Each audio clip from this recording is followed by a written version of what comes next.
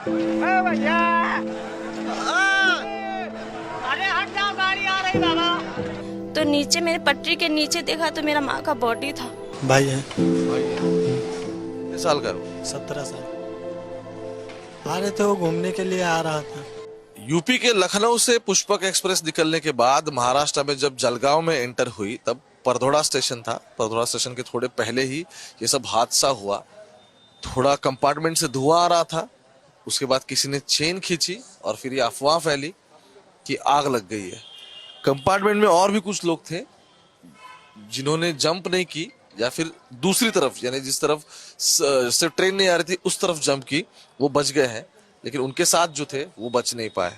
यही है। आप ट्रेन में थे? जी सर, ट्रेन में थे। कहाँ से बैठे थे आप? लखनऊ से बैठे थे जी। और बम्बई की तरफ निकल जा रहे थे। बम्बई में काम करते थे? हाँ, क्या किस तरह का काम करते हैं? होटल में काम करते। तो थोड़ा शुरू से बताए कि मतलब हुआ क्या? क्या आप सो रहे थे या फिर जगे थे? लेकिन क्या हुआ? सब लोग खा पी के लेट गए थे नासिक के बाद, वो इधर भुसावल के बाद में। फिर उसके बाद में एक बैग हल्ला हुआ कि आग लग गई ट्रेन में। ये कौन जिला है? गोंडा। मतलब उसमें हल्ला हुआ ट्रेन में कि आग लग गई पुष्पक एक्सप्रेस में। पब्लिक सब भागने लगी। फिर उधर से एक ट्रेन आ रही थी और दिल्ली एक्सप्रेस, चेन्नई एक्सप्रेस, कहाँ कर्नाटक से। हाँ, तो उधर जो कूदे उनके साथ सब हो गया। वो मेरे खाला का लड़का है, भाई है। कितने साल का है वो? 17 साल।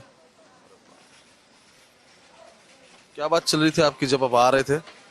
आ रहे थे, वो घूमने के लिए आ रहा था। वो बम्बई में काम करते नहीं? नहीं, पहली बार आया था। पहली बार आया था घूमने के लिए गांव में। हाँ, गांव में पढ़ रहा था वो।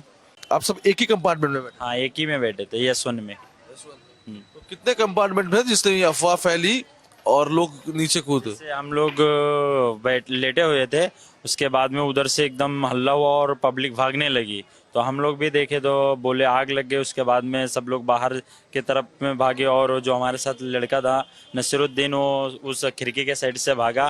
तो उधर से ये दिल्ली से जो दिल्ली जा रही थी ट्रेन, वो उतरी और बाकी सब लोग थे तो उड़ा दिए। बाकी हम लोग इस साइड में उतरे तो कुछ भी नहीं हुआ। बाकी जब भी हम लोग उतर के खड़े हुए तब ट्रेन से हम लोग देखा कि धुआं निकल रहा था। ट्रेन से धुआं निकल रहा था। जब भी हम लोग ट्रेन से बाहर आके देखे तो ट्रेन में धुआं निकल रहा था। तो देखो, आप तो इस तरफ गए, लेकिन क्या मतलब सच में आग लगी थी, नहीं लगी थी कुछ? सच में अगर आग नहीं लगता तो धुआं कहाँ से निकलता? ये तो जायज सी बात है ना। तो चैन खींची किसी? वहाँ पे आग लगने की वो हो गई थी, हल्ला हो गई थी।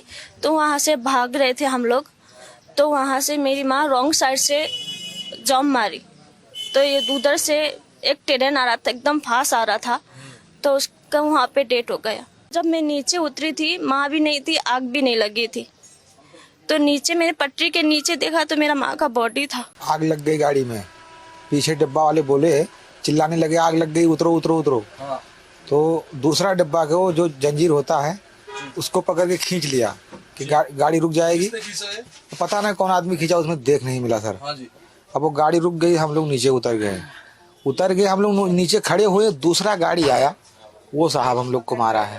बाप रे, दूसरा गाड़ी जोन गाड़ी में बैठा था वो सर नहीं मारा है, वो तो रुक गई थी। हम लोग नीचे आ गए। दूसरा आया, वो हॉर्न भी नहीं बजाया है।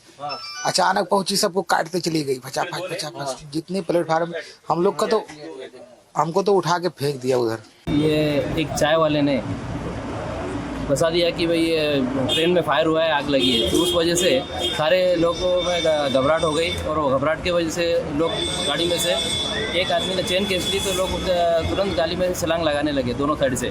तो एक साइड से छलांग लगाई, उधर से कर्नाटक एक्सप्रेस आ रही थी और वो कर्नाटक एक्सप्रेस की वजह, कर्नाटक एक्सप्रेस वाले ने, ट्रेन वाले ने, ड्राइवर ने ब्रेक लगाया। इस वजह से स्पीड कम हो गया।